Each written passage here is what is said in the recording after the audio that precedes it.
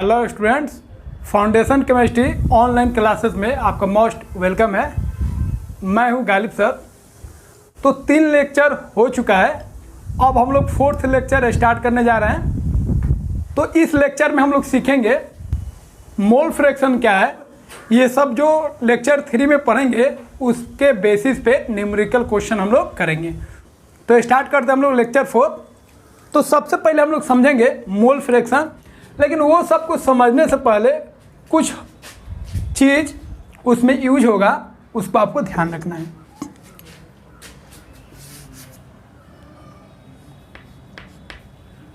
तो कुछ कन्वेंशन है, आपको ध्यान रखना है। तो हम लोग जानते हैं एक होता है सॉल्यूट और एक होता है सॉल्वेंट, और दोनों को मिलाकर क्या बनता है? सॉल्यूशन। क्लियर है? अब आप ध्यान रखेंगे, सॉल्यूट को हम लोग बी से डिनोट करेंगे और सॉल्वेंट को हम लोग ए से डिनोट करेंगे। ये फार्मूला में, जब फार्मूला को हम लोग सिंबॉलिक फॉर्म में सांकेतिक रूप में लिखेंगे तो ये आपको जानना जरूरी है, जो सॉल्यूट को किसे डिनोट करते हैं और सॉल्वेंट को हम लोग किसे डिनोट करते हैं। तो सॉल्यूट को डिनोट करेंगे बी से, सॉल्वेंट को डिनोट करेंगे ए से। अगर मोल के टर्म में बात करेंगे तो सॉल्यूट का जो मोल होगा उसको डिनोट करेंगे एन बी से। तो आप जानते हैं एन मतलब क्या होता है? मोल, और एन बी का मतलब क्या हो जाएगा? सॉल्यूट का मोल। उसी तरह सॉल्वेंट का जो मोल होगा उसको डिनोट करेंगे एन ए से। उसी तरह अगर मास का बात करेंगे तो सॉल्यूट का जो मास होगा उसको डिनोट करेंगे, सॉल्यूट का जो मास होगा उसको डिनोट करेंगे डब्ल्यू बी से, और सॉल्वेंट का जो मास होगा उसको डिनोट करेंगे डब्ल्यू ए से। अगर मोलर मास का बात करेंगे, ये सब यूज होगा आगे, तो सॉल्यूट का जो मोलर मास होगा उसको डिनोट करेंगे एम बी से, और सॉल्वेंट का जो मोलर मास होगा उसको हम लोग डिनोट करेंगे एम ए से। उसी तरह एक टर्म हम लोग आगे पढ़ेंगे, मोल फ्रैक्शन। तो मोल फ्रैक्शन अगर आएगा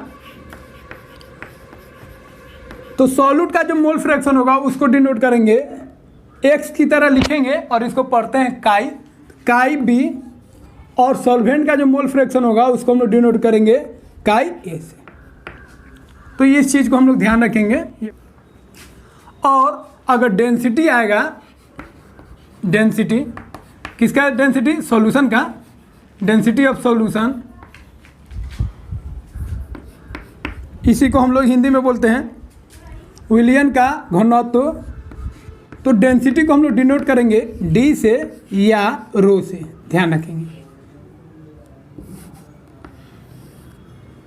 तो डेंसिटी को डी से या रो से आप डिनोट कर सकते हैं।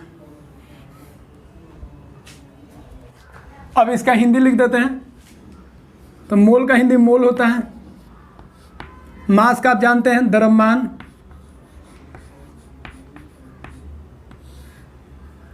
मोलर मास मतलब आप जानते हैं मोलर द्रव्यमान,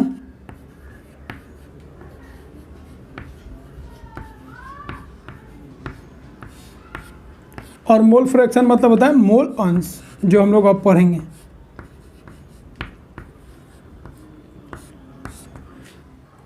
तो एक बार और रिपीट कर देते हैं। तो सॉल्यूशन में 2 कंपोनेंट होता है, 2 घटक होता है, एक होता है सॉल्यूट और एक होता है सॉल्वेंट। अब सॉल्यूट को हम लोग बी से डिनोट करेंगे और सॉल्वेंट को हम लोग ए से डिनोट करेंगे। अब 4 चीज़ का आपको ध्यान रखना है, एक मोल, एक मास, एक मोलर मास और एक मोल फ्रैक्शन। तो सॉल्यूट का जो मोल होगा उसको डिनोट करेंगे एन बी से, और सॉल्वेंट का जो मोल होगा उसको डिनोट करेंगे एन ए से। तो मोल को हम लोग डिनोट करते हैं एन से। अगर एन बी लिखेंगे तो सॉल्यूट का मोल, एन ए लिखेंगे तो सॉल्वेंट का मोल। मास को हम लोग डिनोट करते हैं डब्ल्यू से, कभी कभी हम लोग एम से भी डिनोट करते हैं। तो डब्ल्यू से डिनोट करेंगे तो डब्ल्यू बी लिखेंगे तो सॉल्यूट का मास, और डब्ल्यू ए लिखेंगे तो सॉल्वेंट का मास।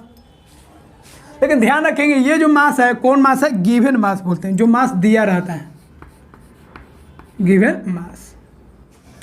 उसी तरह मोलर मास को डिनोट करते एम से, तो एम बी का मतलब हो जाएगा सॉल्यूट का मोलर मास, और एम ए का मतलब हो जाएगा सॉल्वेंट का मोलर मास। उसी तरह मोल फ्रैक्शन को डिनोट करते हैं काई से, एक्स की तरह लिखते हैं, तो काई बी का मतलब हो जाएगा सॉल्यूट का मोल फ्रैक्शन, और काई ए का मतलब हो जाएगा सॉल्वेंट का मोल फ्रैक्शन। इसका हम लोग ध्यान रखेंगे। इसको कॉपी कीजिए, फिर हम लोग आगे बढ़ते हैं।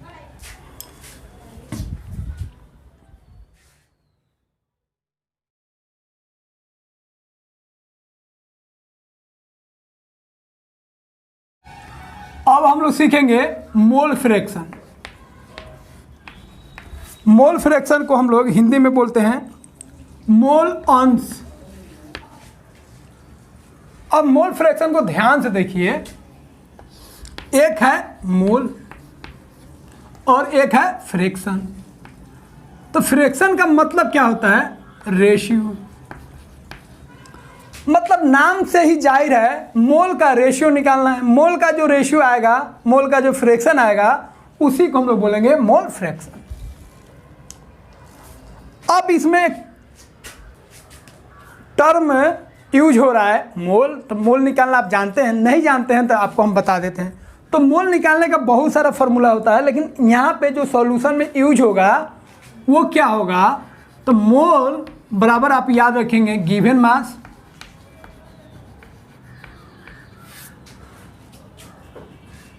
Divided by molar mass. तो गिवन मास मतलब दिया गया मास। तो मोल को हम लोग डिनोट करेंगे, ध्यान रखेंगे, एन से। किसे डिनोट करेंगे? एन से। तो दिया गया मास हो, दिया गया द्रव्यमान, अगर हम भागा देंगे मोलर द्रव्यमान से तो क्या आएगा? मोल। तो एकदम आसान फार्मूला है। और इसको हम लोग डिनोट करेंगे किसे? एन से। तो मोल का संकेत क्या हो जाएगा? एन। ध्यान रखेंगे। जैसे एक आपको एग्जाम्पल बताते हैं। मान लीजिए 36 ग्राम H2O दिया है और मोल निकालना है। तो मोल निकालना है H2O का, तो मोल ऑफ H2O, H2O का मोल निकालना है। तो क्या होगा? Given mass. तो इसका मास कितना दिया है? 36। भागा देंगे किससे? मोलर मास से। तो किसी भी मॉलिक्यूल का हमको अगर मोलर मास निकालना है, किसी भी कंपाउंड का या मॉलिक्यूल का, तो हम लोग क्या करेंगे? जितना भी उसका अंदर एटम है सबका मास को जोड़ के और ग्राम लगा देंगे। तो 2 हाइड्रोजन है तो कितना होगा? 2 ग्राम। और 1 ऑक्सीजन है तो 16 ग्राम। तो कितना हो गया? 18। तो कितना ग्राम आ गया? 18 ग्राम।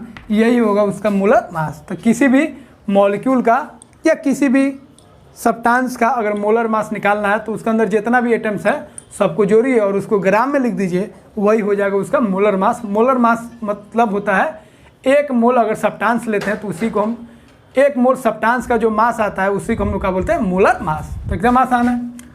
अब मोलर मास कितना है? 18। 18 से भागा दे दीजिए, कितना है? 2। तो इसका मोल कितना आ गया? 2। तो H2O का जो मोल आया कितना है? 2। ध्यान रखिए।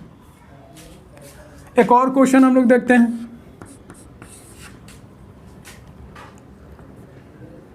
49 ग्राम ऑफ H2SO4, ये सब यूज होगा बार बार। तो H2SO4 कितना ग्राम दिया? 49 ग्राम। मोल निकालना है। तो फिर मोल बराबर क्या हो जाएगा? Given mass by molar mass. तो कितना मास दिया है? 49। और मोलर मास कितना होगा? तो निकाल लीजिए। 2 हाइड्रोजन है तो 2 ग्राम, 1 सल्फर है तो 32 ग्राम। ये आपको याद रखना पड़ेगा। 1 से 20 तक जितना भी एटम है उसका मास को आपको याद रखना पड़ेगा ग्राम में।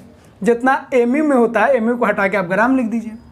1 हाइड्रोजन का 1 होता है तो 2 हाइड्रोजन का 2 ग्राम, 1 सल्फर है तो 32 ग्राम, और 1 ऑक्सीजन का होता है 16 ग्राम। लेकिन कितना ऑक्सीजन है? 4। तो 16 गुना 4। अब इसको जोड़िए तो 2 + 32 + 64 कितना आ गया? देखिए 98 आ गया। तो कितना ग्राम हो गया? 98 ग्राम। तो यहाँ पे लिख देंगे मोलर मास कितना आ गया? 98 ग्राम। कैंसिल आउट करेंगे तो कितना आएगा? हाफ। तो ये हो गया आपका कितना मोल? Half mole. तो इस तरह मास दिया रहेगा तो हम लोग उसका मोल निकाल सकते हैं। तो इसको कॉपी कीजिए, फिर हम मोल का डिफिनेशन आपको बताते हैं।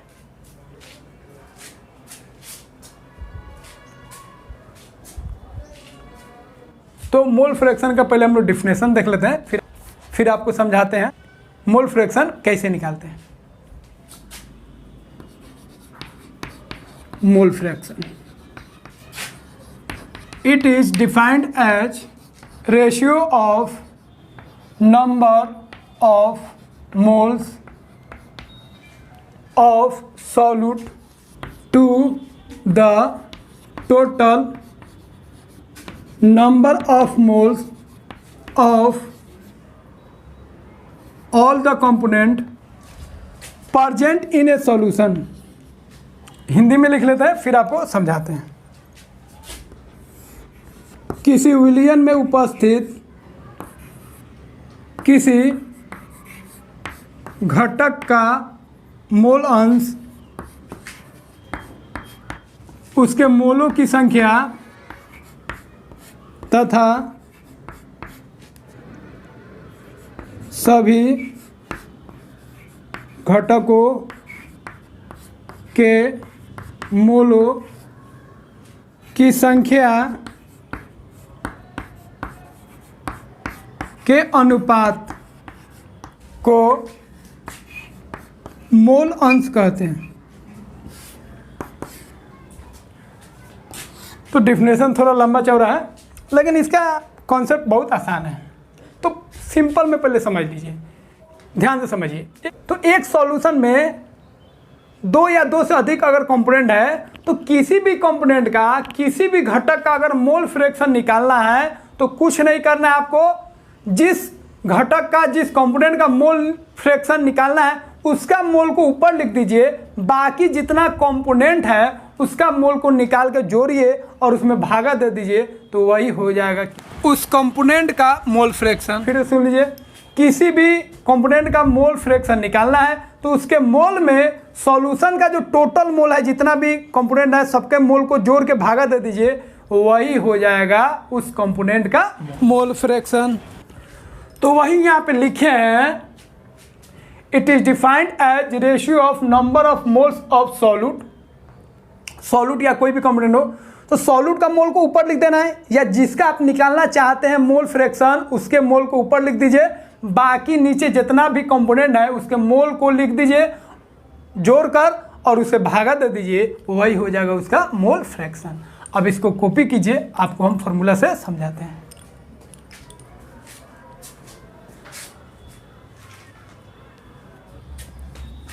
चलिए अब मोल फ्रैक्शन हम लोग निकालते हैं। तो पहले दो कंपोनेंट के लिए निकालते हैं और दो कंपोनेंट से हम लोग तीन कंपोनेंट का भी निकाल लेंगे same to same mole fraction. Let एक कंपोनेंट है ए और एक कंपोनेंट है बी। ए को मान लीजिए सॉल्वेंट और बी को मान लीजिए सॉल्यूट।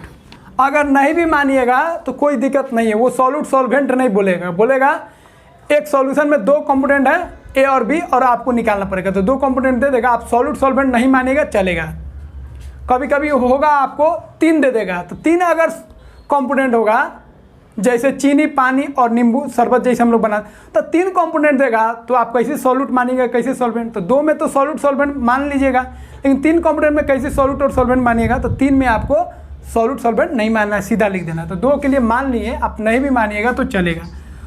तो एक सॉल्यूशन में दो कंपोनेंट है, एक है ए और एक है बी, दोनों मिलकर क्या बनाया सॉल्यूशन। तो ए का जो मोल है उसको किससे डिनोट करेंगे एन ए, और बी का जो मोल है उसको किससे डिनोट करेंगे एन बी। ठीक है, आप हमेशा मान के चलिएगा ए और बी अगर रहेगा दो कंपोनेंट तो हम लोग सॉल्यूट किसको मानेंगे बी को और सॉल्वेंट किसको मानेंगे ए। तो ए का मोल आ गया इधर बी का, तो ए का मोल क्या होगा, ए का मोल कैसे निकालेंगे आपको बता चुके हैं, गिवन मास ऑफ ए भागा दे दीजिए मोलर मास ऑफ ए, हो गया। बी का मोल निकालना है, बी का मोल निकालना है तो बी का गिवन मास तो लिख दीजिए given divided by molar mass of B, हो गया। तो दोनों का मोल निकल गया। नाउ मोल फ्रैक्शन निकालना है, मोल फ्रैक्शन। अब मोल फ्रैक्शन अगर ए का निकालना है तो इसको रिप्रेजेंट करें काई ए। काई ए का मतलब हो जाएगा मोल फ्रैक्शन ऑफ ए। ए का मोल फ्रैक्शन को किसे डिनोट करेंगे काई ए से, मोल फ्रैक्शन ऑफ बी। को डिनोट करेंगे किससे, काई बी से। ध्यान रखेंगे NaNB मोल फ्रैक्शन ए का बी का हो गया, काई ए काई बी होगा mole fraction, mole fraction of A chi B मतलब मोल फ्रैक्शन ऑफ बी। अब कैसे निकालेंगे, तो ए का अगर मोल फ्रैक्शन निकालना है तो ज़्यादा दिमाग नहीं लगाना है। ए का मोल लिख दीजिए मोल ऑफ ए और भागा दे दीजिए किससे, टोटल मोल से। टोटल मोल ध्यान रखेंगे, इसी को आपको याद रखना है।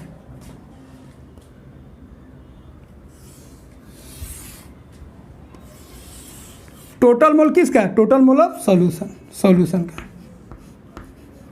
तो एकदम सिंपल है, किसी भी सब्सटेंस किसी भी कंपोनेंट का मोल फ्रैक्शन निकालना है तो उसके मोल ऊपर लिख दीजिए और नीचे सॉल्यूशन का जो टोटल मोल है उसे आप डिवाइड कर दीजिए, वही हो जाएगा उसका मोल फ्रैक्शन।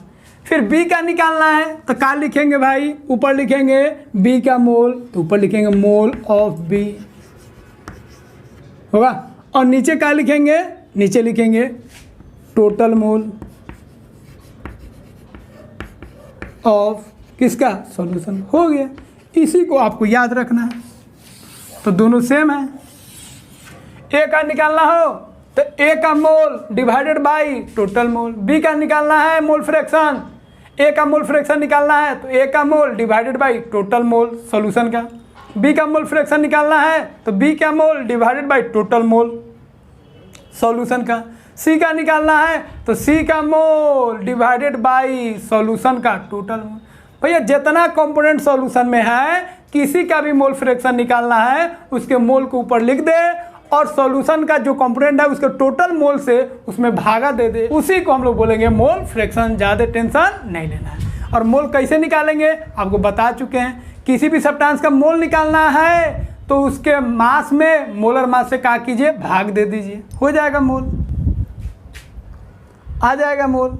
और मोल से मोल फ्रैक्शन निकालेंगे। अब इसी को बहुत बुक में आपको सिंबल में दे देगा, तो ऐसे लिखिएगा काई ए, तो काई ए मतलब समझ गए मोल फ्रैक्शन ऑफ ए। अब मोल ऑफ ए का जो मोल होगा उसको किसे डिनोट करते, Na से, और टोटल मोल का होगा तो ए का मोल और प्लस बी का मोल। उसी तरह मोल फ्रैक्शन ऑफ बी लिखना है तो बी का मोल, तो बी का मोल कैसे डिनोट करेंगे, Nb divided by total mole, total मोल का होगा Na प्लस Nb। तो ये फॉर्मूला आपको याद रखना है। तो आपको हम यही बोलेंगे, आप इसको ध्यान रखिए लेकिन इसको याद कीजिए, आपको ये वाला याद रखना है, ये मेन है। और इसी को आप सिंबल में भी लिख सकते हैं, ऐसे ज़रूरत नहीं पड़ेगा, लेकिन कहीं ऑब्जेक्टिव में दे दे तो ऐसे आप लिख सकते हैं। तो फिर से रिपीट कर देते हैं। तो हम लोग दो कंपोनेंट के लिए मोल फ्रैक्शन का फॉर्मूला हम लोग लिख रहे हैं। ए को मान लेते हैं ए और एगो बी, ए को मान लेते हैं सॉल्वेंट और बी को मान लेते हैं सॉल्यूट। Na हो गया ए का मोल, Nb हो गया बी का मोल, क्योंकि N का मतलब होता है मोल। अब मोल निकालना है, यहाँ पे लिख भी देते हैं, Na का हो गया मोल ऑफ ए और Nb का हो गया मोल ऑफ बी, ध्यान रखिए बस। तो मोल निकाल लिए, मोल आ गया। मोल कैसे निकालेंगे, उसके मास में मोलर मास से डिवाइड कर देंगे, मोल आ गया, सबका मोल निकाल लीजिए। तो एक सॉल्यूशन में जितना कंपोनेंट है सबका मोल निकाल लीजिए और जिसका मोल फ्रैक्शन निकालना है उसके मोल को ऊपर लिख दीजिए, नीचे टोटल मोल से भागा कर दीजिए, वही होगा उसका मोल फ्रैक्शन। अब 2 के लिए देखें, अब हम लोग बात करेंगे 3 के लिए। अब अगर किसी सॉल्यूशन में 3 घटक हो, 3 कंपोनेंट हो तो उसका मोल फ्रैक्शन कैसे निकाले थे, ऐसे ही निकाल देंगे जैसे 2 के लिए निकाले थे। तो लेट एक है आपका ए, एक है बी और एक है C, are 3 component of a solution. एक सॉल्यूशन का 3 कंपोनेंट हम लिए हैं, एक ए है, एक बी है, एक सी है। अब यहाँ पे कोई सॉल्यूट सॉल्वेंट नहीं है, 2 आएगा तो एक को सॉल्यूट एक को सॉल्वेंट मान लेंगे, जो ज़्यादा होगा सॉल्वेंट, कम होगा सॉल्यूट। 3 आएगा तो किसी को सॉल्यूट सॉल्वेंट मानने की जरूरत नहीं है, ABC नाम दे देंगे। या अगर बोलेगा ग्लूकोज है या बेंजीन है तो जो नाम होगा वही लिख देंगे। इसी को हिंदी लिख देते हैं। अब देखिए ABC 3 कंपोनेंट हो गया, अब एन मतलब मोल और एन मतलब ए का मोल, तो क्या लिखेंगे mole of A. N B मतलब mole of B. N C मतलब मोल ऑफ सी। तो जितना कंपोनेंट है उस सबका मोल आप निकाल सकते हैं। और मोल निकालने का सिंपल फॉर्मूला, उसके मास में मोलर मास से भागा दे दीजिए। अब हमको मोल फ्रैक्शन निकालना है। नाउ अब क्या निकालना है? Mole fraction. तो काई ए मतलब क्या हो गया? मोल फ्रैक्शन ऑफ ए। तो मोल फ्रैक्शन बता चुके, ए का मोल डिवाइडेड बाई टोटल मोल। तो ए का मोल को किसे डिनोट करेंगे? एन ए का मोल डिवाइडेड बाई टोटल मोल। अब ए का मोल है एन ए, बी का मोल है एन बी, सी का मोल है एन सी। तो टोटल मोल कितना होगा? N A plus N B plus N C. तो n A plus N B plus N C. उसी तरह अगर बी का मोल फ्रैक्शन निकालना है तो क्या होगा? बी का मोल तो N B divided by total mole. Total mole कितना है? N A plus N B plus N C. उसी तरह अगर सी का मोल फ्रैक्शन निकालना है तो सी का mole N C divided by total mole N A plus N B plus N C. D रहता तो डी के लिए निकाल लेते। तो जितना कंपोनेंट होगा सबका आप आराम से मोल फ्रैक्शन निकाल सकते हैं। कैसे? उसके मोल में भागा दे दीजिए टोटल मोल किसका? सॉल्यूशन का। हो गया। तो ये 3 कंपोनेंट के लिए हो गया। जितना कंपोनेंट बोलेगा उतना आप निकाल सकते हैं। तो क्वेश्चन 2 या 3 पूछेगा, किसी के लिए भी आप निकाल सकते हैं मोल फ्रैक्शन, जितना कंपोनेंट हो। तो ये सब तो आप तो जानते होंगे। ये मोल फ्रैक्शन हो गया, mole fraction of A, mole fraction of सी।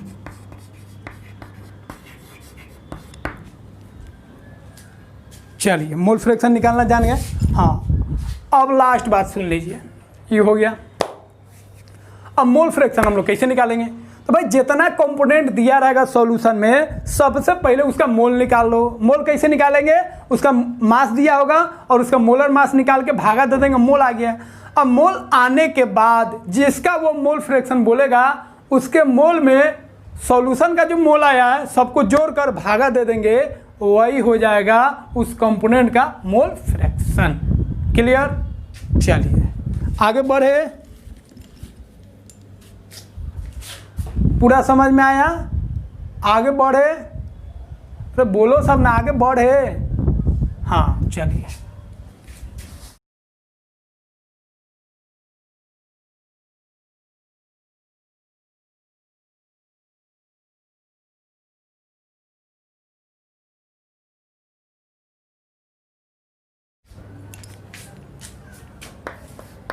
हाँ, अब नोट में एक चीज का ख्याल रखेंगे।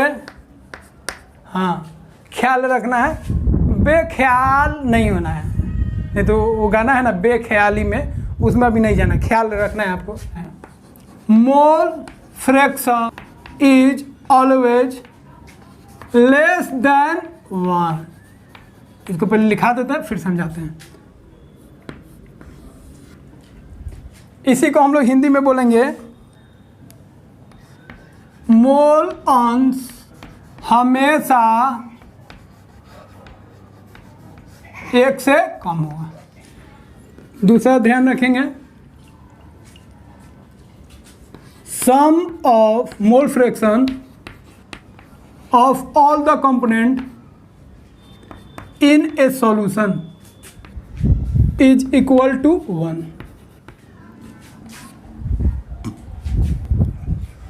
किसी विलयन के सभी घटकों के मोल अंश का योग 1 होगा।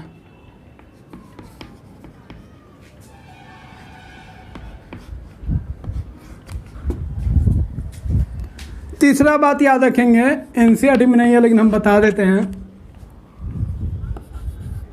Mole fraction is independent of temperature. मोल अंश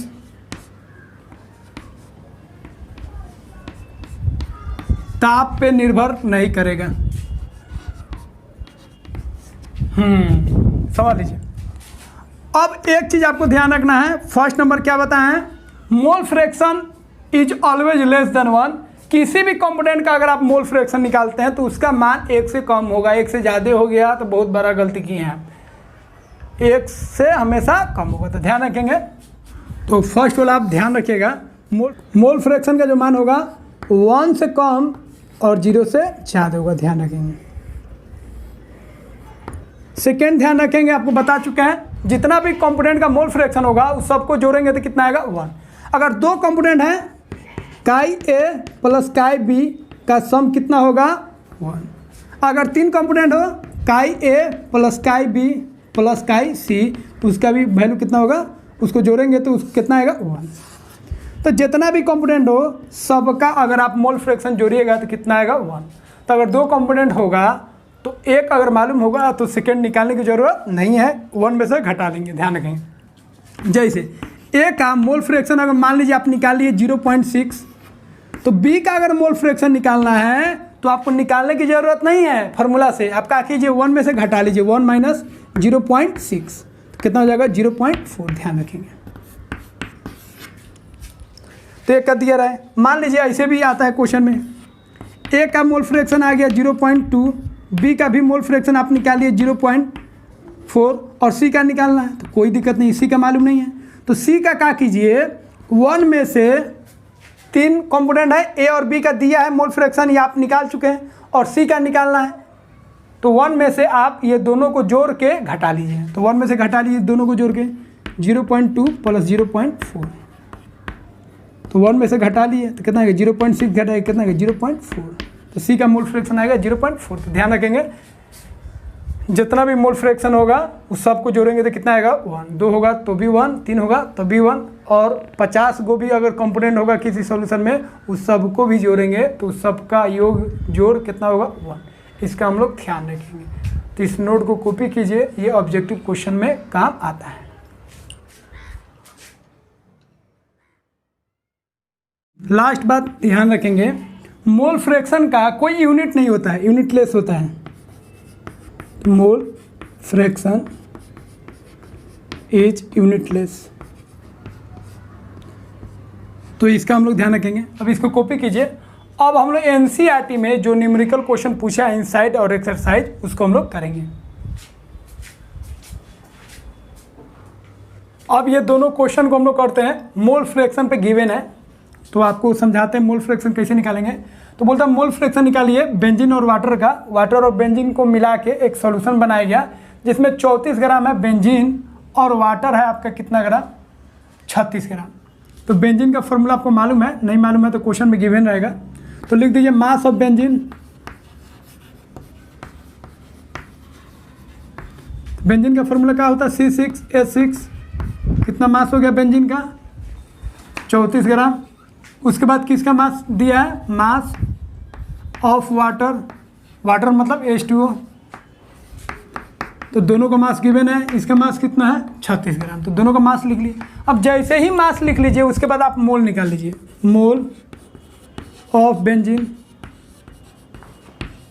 तो बेंजीन का मोल क्या होगा, मोलास 34 बाई मोलर मास, तो इसका मोलर मास कितना होगा, तो 6 कार्बन है तो 12 गुना 6 1, और 6 हाइड्रोजन का 6 गुना 1।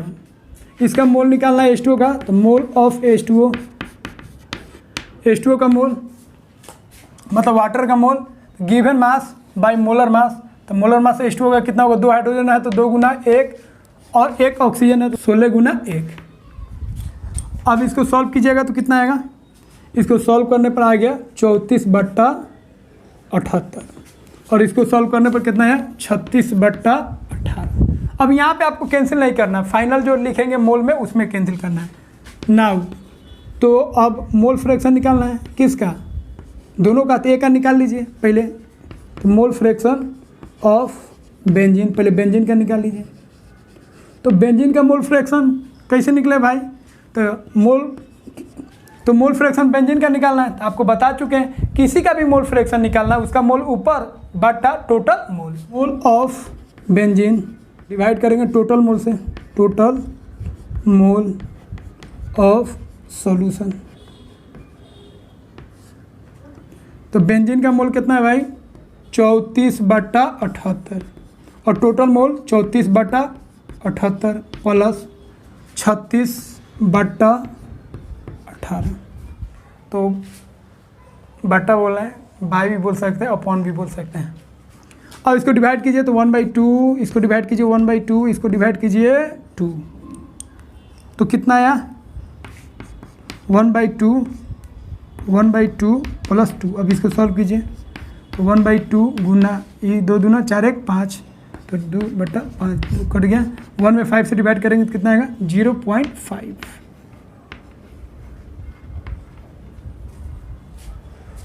तो एक का मोल फ्रैक्शन आ गया 0.5। अब मोल फ्रैक्शन निकालना है किसका, वाटर का। तो वाटर का आपको फॉर्मूला से नहीं निकालिए, 1 में से घटा लीजिए, तो मोल फ्रैक्शन ऑफ वाटर। तो वाटर का निकालने की जरूरत नहीं, एक आ गया, एक में से घटा लीजिए 0.5। तो एक में से बेंजीन वाला घटा लीजिए, तो बेंजीन का कितना है 0.5, तो एक में से 0.5 घटेगा तो कितना आएगा 0.5। तो वाटर का भी मोल फ्रैक्शन हो जाएगा 0.5। अब इसको कॉपी कीजिए, फिर आपको वो वाला क्वेश्चन हम बताते हैं। तो एकदम आसान था, बेंजीन का मास दिया था, वाटर का मास दिया था, दोनों का मोल निकाल लिए। मोल के बाद हम लोग क्या करेंगे, मोल फ्रैक्शन निकाल लेंगे। तो यहाँ पे 36 को हटाएगा, हम 40% कर दिए ग्लूकोज। तो ग्लूकोज हो गया 40%, तो ग्लूकोज हो गया 40 ग्राम, तो वाटर कितना हो जाएगा 60 ग्राम। तो मास ऑफ ग्लूकोज कितना होगा 40 ग्राम। फिर लिख दीजिए इधर मास ऑफ वाटर, वाटर का मास कितना होगा 60 ग्राम। और वाटर का फॉर्मूला जानते हैं H2O, और ग्लूकोज का फॉर्मूला क्या होता है C6H12O6। अब दोनों का मोल निकाल लीजिए, तो मोल ऑफ ग्लूकोज, तो ग्लूकोज का मोल क्या होगा molar mass by given mass by molar mass. Glucose का मोलर मास कितना होगा, 1 कार्बन का 12, 6 कार्बन का 12 गुना 6, 12 हाइड्रोजन का 12 गुना 1, 6 ऑक्सीजन का 16 गुना 6 ऑक्सीजन का 16 गुना 6। अब इसको सॉल्व करेंगे तो 40, ये पूरा को जोड़ेंगे तो 180, तो इसका मोल आ गया। अब वाटर का मोल निकालिए, तो मोल ऑफ वाटर, तो वाटर का mole given mass by molar mass. Water का मोलर मास कितना हो जाएगा 18। अब दोनों का आ गया। अब मोल फ्रैक्शन निकालना है आपको ग्लूकोज का, तो मोल फ्रैक्शन ऑफ ग्लूकोज तो कितना होगा, जिसका मोल फ्रैक्शन निकालना है उसका मोल ऊपर, तो ग्लूकोज का मोल ऊपर डिवाइडेड बाई टोटल मोल।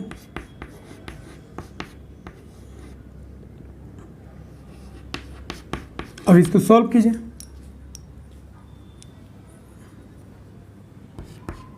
इसको डिवाइड कीजिएगा, कितना आएगा 2/9। इसको डिवाइड करेंगे तो 2/9।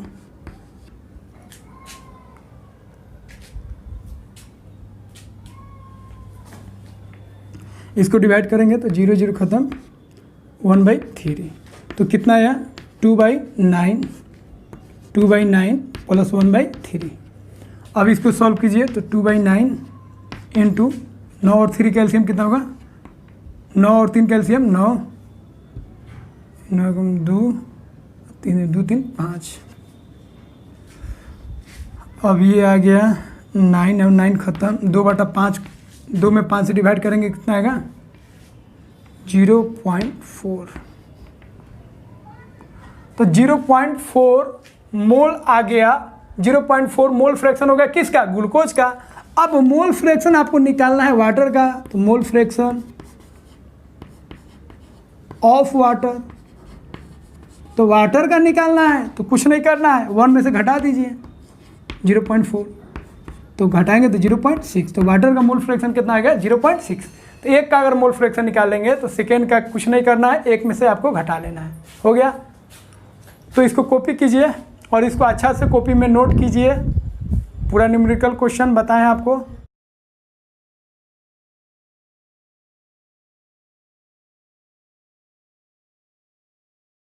मोल फ्रैक्शन निकालना हम लोग सीख गए। अब मोल फ्रैक्शन के बेसिस पे एनसीईआरटी में 2 क्वेश्चन है, ये दोनों क्वेश्चन को हम लोग करते हैं, दोनों इनसाइड क्वेश्चन है, इन टेक्स्ट क्वेश्चन है। एक है 2.1 का और एक है 2.2 का। तो क्वेश्चन कर रहा है calculate the mole fraction of ethylene glycol. Ethylene glycol का मोल फ्रैक्शन निकालना है।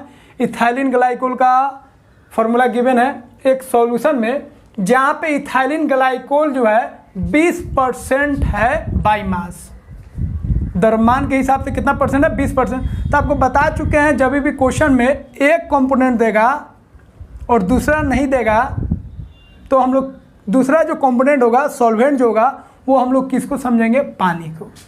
तो एक तो इथाइलिन ग्लाइकोल हो गया और सेकेंड कौन हो जाएगा? पानी। तो इथाइलिन ग्लाइकोल है 20%, तो इसका मतलब हो गया इथाइलिन ग्लाइकोल कितना ग्राम हो गया? 20 ग्राम। 100 ग्राम सोल्यूशन मान के चलना है, परसेंट मतलब 100, तो 20 ग्राम हो गया। और जो वाटर होगा वो कितना ग्राम हो जाएगा? 80 ग्राम। तो लिख देते हैं मास ऑफ इथाइलिन ग्लाइकोल। हाँ, आप फॉर्मूला भी लिखिएगा क्योंकि मोल निकालने में काम आएगा। इथाइलिन ग्लाइकोल का फॉर्मूला क्या हो गया? C2H6O2। इसका मास कितना है भाई? 20 ग्राम। अब इसका मोल निकाल लीजिए, इसीलिए मोल इथाइलिन ग्लाइकोल। तो मोल आपको बता चुके हैं, गिवन मास कितना है? मास 20। और इसका मोलर मास कितना होगा? तो देखिए 12 दूना 24, या सीधा आप लिख दीजिए 12 गुना 2 प्लस 6 हाइड्रोजन है तो एक हाइड्रोजन का 1, तो 6 गुना 1 और 2 ऑक्सीजन है तो 16 गुना 2। अब इसको सॉल्व कीजिए तो 20, 24 से 6 30, अब 32 62, तो ये आ गया मोल आ गया। उसी तरह अब मोल किसका निकालना होगा? कहीं जितना भी कंपोनेंट है सबका मोल निकालना पड़ेगा। अब इधर मास ऑफ वाटर लिख दीजिए, मास ऑफ वाटर। तो वाटर कितना ग्राम हो जाएगा? 80 ग्राम। और वाटर का फॉर्मूला हम लोग जानते हैं H2O। अब इसका मास आ गया, अब इसका मोल निकाल लीजिए, मोल ऑफ H2O। तो H2O का मोल कितना होगा? Given mass 80 by molar mass कितना होगा? 18। ये आ गया इसका। अभी आपको ध्यान रखना है, इसको शुरुआत में नहीं काटना है, जब फॉर्मूला पुट करेंगे लास्ट में तो वहाँ पे आपको कैंसिल करना है। अब लिखेंगे, अब जो पूछ रहा है आप क्या बोला? दोनों का मोल आ गया। तो इथाइलिन ग्लाइकोल और पानी मिलकर सॉल्यूशन बनाया। इथाइलिन ग्लाइकोल है 20 ग्राम और वाटर है 80 ग्राम, दोनों का मोल निकाल लिए। अब हमको क्या निकालना है? मोल फ्रैक्शन निकालना है। तो एक का मोल फ्रैक्शन निकाल लेंगे, दूसरी का निकल जाएगा। तो किसका मोल फ्रैक्शन निकालना है? इथाइलिन ग्लाइकोल का। तो लिख दीजिए mole fraction of ethylene glycol, mole. तो इथाइलिन ग्लाइकोल का मोल फ्रैक्शन निकालना है तो आपको बता चुके हैं, जिसका निकालना है उसका मोल डिवाइडेड बाय टोटल मोल। तो ऊपर मोल लिखेंगे, मोल ऑफ किसका निकालना है? इथाइलिन ग्लाइकोल का। तो ऊपर लिखेंगे मोल ऑफ इथाइलिन ग्लाइकोल और नीचे डिवाइड करेंगे टोटल मोल से। तो इथाइलिन ग्लाइकोल का मोल कितना है? 20/62 और टोटल मोल कितना हो जाएगा? तो 20/62, 20/62 प्लस 80/18। अब इसको सॉल्व करने का टेक्निक देखिए, हमेशा आपको सॉल्व करना अप्रोक्स में, नहीं तो इस तरह सॉल्व कीजिएगा तो क्वेश्चन आएगा 30 सेकेंड का 1 मिनट और उसको सॉल्व करने में लगेगा 5 मिनट। देखिए अप्रोक्स कैसे लेंगे, 20/62 है ना, इसको आप कर दीजिए कितना? 60, एकदम कट जाएगा। 20/60 कर दीजिए, फिर इसको भी 20/60 करना पड़ेगा और ये है 80/18, ये ठीक है। ये कट जाएगा। अब इसको सॉल्व कीजिए, इसको डिवाइड करेंगे कितना है? 1/3। इसको डिवाइड करेंगे कितना है? 1/3 और इसको डिवाइड कीजिए 9 दूना 18, 9 9 81, 81 मान के चलिए, 80 को कट गया। इस तरह आसान होगा, नहीं तो सॉल्व करते रहिएगा आंसर नहीं मिलेगा। अब कितना होगा? 1/3, कैलकुलेटर इस्तेमाल करना पड़ेगा। ये कितना होगा? 1/3 प्लस 9/2। अब आसान होगी, आप सॉल्व कीजिए इसको। तो 1/3, अब इसको सॉल्व करेंगे तो कितना आएगा? एलसीएम लेंगे 6, 3 2 जा 2 3 जा, तो इसको सॉल्व किए तो 1/3 और ये आएगा 6/29। 3 से डिवाइड कीजिए, ये हो गया। इसको सॉल्व किए तो कितना आया? 2/29। 29 को मान लीजिए 30 से डिवाइड करेंगे तो ये हो गया 15। 1 में 15 से भागा देंगे तो क्या आएगा? 0.06। अब एनसीईआरटी में है आंसर 0.068, एनसीईआरटी में कितना आंसर है 0.068, तो आपको 2 अंक तक लेना है। अब ये आ गया, देखिए 2 अंक नहीं मिल गया तो इतना आपको कर लेना है। तो ध्यान रखेंगे किस तरह सॉल्व करना है, नहीं तो एग्जाम में सॉल्व करते रह जाइएगा, सॉल्व नहीं होगा। अगर इतना कैलकुलेशन दे दे तो कैलकुलेटर भी फेल हो जाएगा। तो इसीलिए आप कहने का मतलब है इस तरीके से आप सॉल्व करेंगे, ध्यान रखेंगे। तो इसको कॉपी कीजिए, फिर अगला क्वेश्चन हम लोग करते हैं।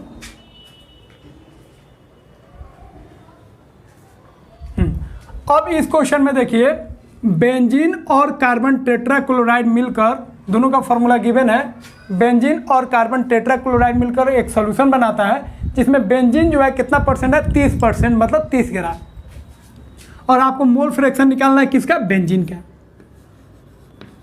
तो मास लिख दीजिए, given mass of benzene, benzene का मास कितना हो जाएगा 30 ग्राम।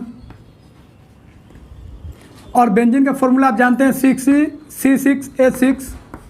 अब मोल निकाल दीजिए, मोल ऑफ बेंजीन, तो क्या होगा गिवन मास बाई मोलर मास, इसका मोलर मास निकालिए। तो 6 कार्बन है तो एक कार्बन का 12 ग्राम, 6 कार्बन का 12 गुना 6 प्लस 6 को ऑक्सीजन है तो 6 गुना 1। अब 30 बट्टा इसको जोड़ेंगे, 12 6 72 6 78।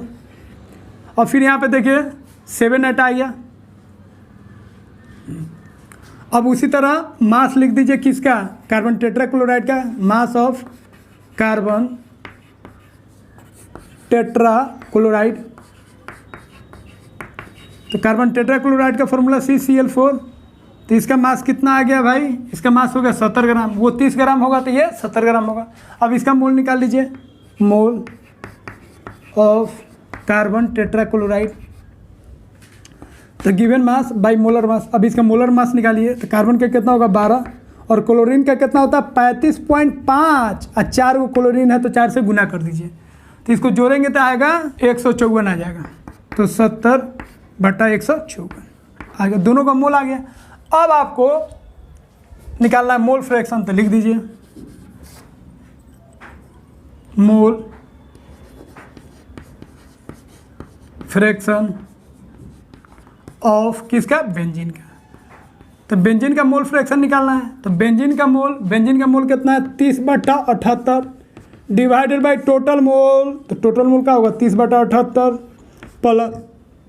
प्लस 70/154।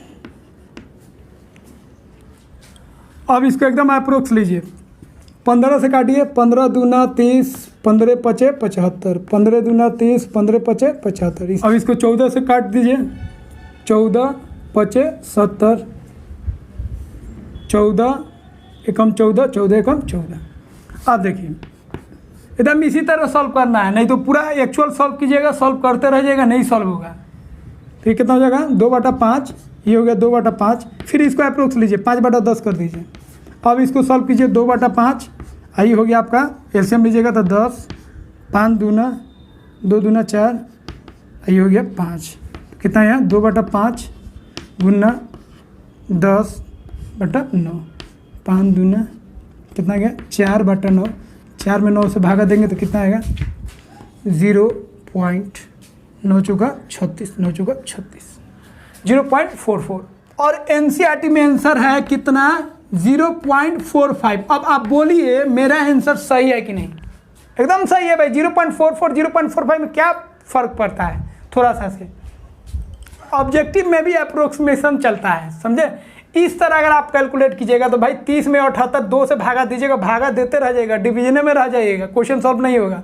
और देखिए फटाफट, तो ये जो सॉल्यूशन बताए हैं, ये जो मेथड हम बताए हैं उसको आपको ध्यान रखना है कितना कैलकुलेट कर रहे हैं जी। एनसीईआरटी से अगर क्वेश्चन पूछे तो आपसे फटाफट बन जाए, नहीं तो अपना स्टाइल से बनाइएगा, जिस तरह हम लोग बनाते हैं तो बनाते रह जाइएगा, क्वेश्चन सॉल्व नहीं होगा। तो इसको कॉपी कीजिए आप लोग।